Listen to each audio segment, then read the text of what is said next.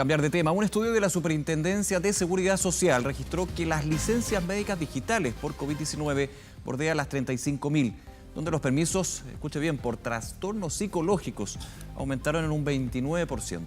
Estamos con Daniela Campos, psicóloga y jefa del área técnica de riesgo social de la Asociación Chilena de Seguridad, para conversar sobre este tema. Muchas gracias por acompañarnos. Muy buenos días. Hola, buenos días, Nicolás.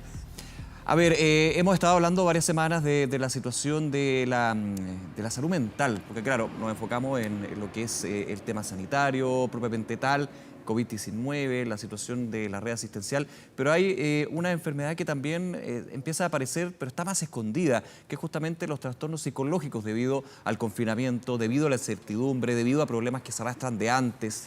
Sí. ¿Cómo lo revisa usted en términos de en qué piso estamos caminando, digamos, en este punto? Sí, la verdad es que no traigo muy buenas noticias. Hay investigaciones respecto a lo que pasó en la cuarentena del SARS o en la cuarentena de ébola respecto al impacto psicológico en las personas, y ya nos decían que probablemente íbamos a presentar sintomatología depresiva, sintomatología ansiosa, algunos síntomas de estrés postraumático, trastornos del sueño, etcétera. Y ya hay investigaciones internacionales sobre lo que está pasando a nivel mundial respecto al impacto de salud mental del COVID-19. Pareciera ser una nueva pandemia, la verdad, porque estas mismas sintomatologías se están replicando, ¿no es cierto?, actualmente, y de esa forma, ¿no es cierto?, podemos justificar este aumento de más de un 30, casi un 30% de licencias por salud mental. No suena extraño. Sí. Por un lado tenemos el tema del confinamiento y además lo que dicen las investigaciones es que en la medida en que la cuarentena sea involuntaria, es más probable que aparezca sintomatología que si la cuarentena es voluntaria. Profundicemos un poquito en eso. ¿Por qué la diferencia entre si es voluntaria o no? ¿Cómo puede afectar a la situación de trastorno o falencias mentales? Sí, lo que dice las investigaciones es que hay que hacer una división entre aislamiento, cuarentena voluntaria y cuarentena involuntaria. El aislamiento básicamente tiene que ver cuando alguien, ¿no es cierto?, ya está enfermo o conoce a alguien que está infectado. Y en la cuarentena voluntaria e involuntaria hay una diferencia que es abismante.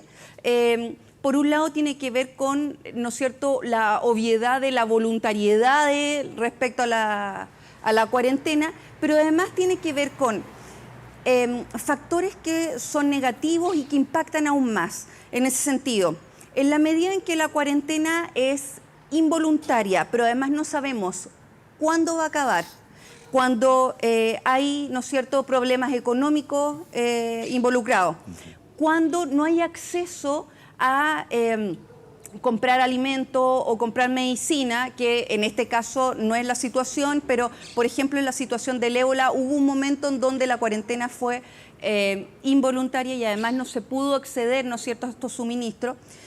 Cuando además, y esto es bien interesante, cuando además hay aburrimiento, eso se ha demostrado, ¿no es cierto?, que luego aumenta la sintomatología ansiosa depresiva. No es tan banal el tema del aburrimiento. Uno pensaría que es el menor de los problemas, que finalmente hay herramientas, pero es un aburrimiento que se va sumando con otros factores, como tú decías, Daniela, la incertidumbre, esta restricción. El ser humano,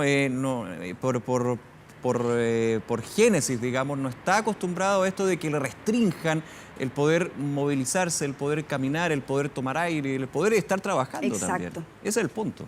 Sí, sí, y el tema del aburrimiento en realidad está asociado con que el ocio aumenta sintomatología. Claro. En ese sentido, tiene que ver con cómo yo no puedo, de alguna manera en la cuarentena involuntaria, yo pierdo los límites del tiempo, pierdo la cronología del día y de la semana. Muchas veces no sé bien si es día lunes o miércoles, no sé si son las 11 de la mañana o la 1 de la tarde, no sé si desayunar o almorzar.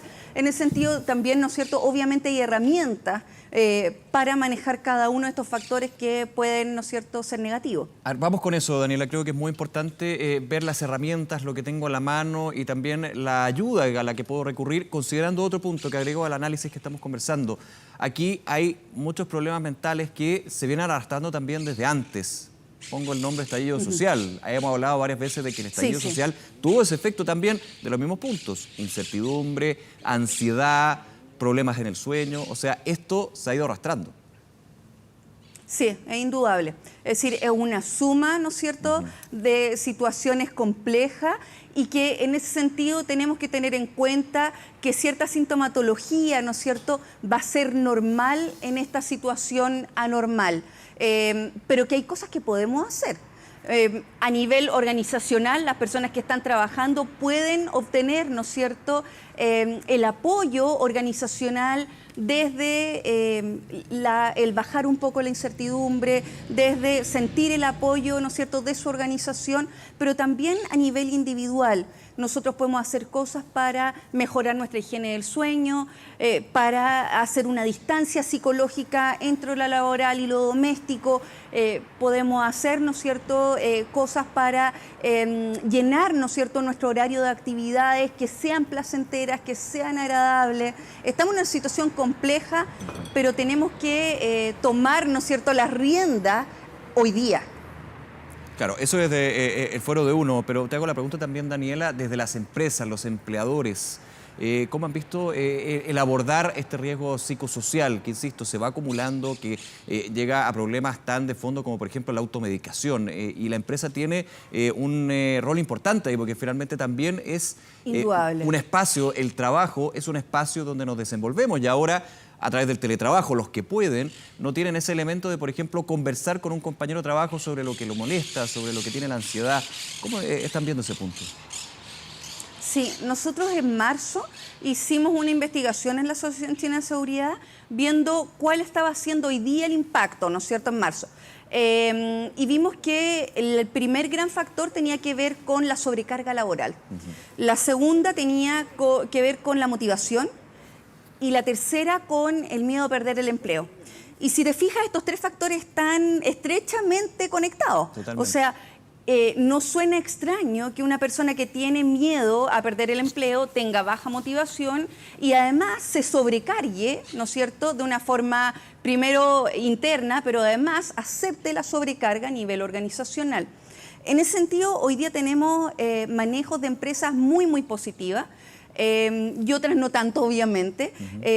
Tenemos empresas, por ejemplo, que han entregado la opción a los trabajadores de poder llamar a un psicólogo, de poder conversar sobre lo que está pasando, que es algo interesante porque muchas empresas en una primera instancia nos avisaron y nos dijeron, oye, tenemos esta posibilidad, pero los trabajadores no están llamando.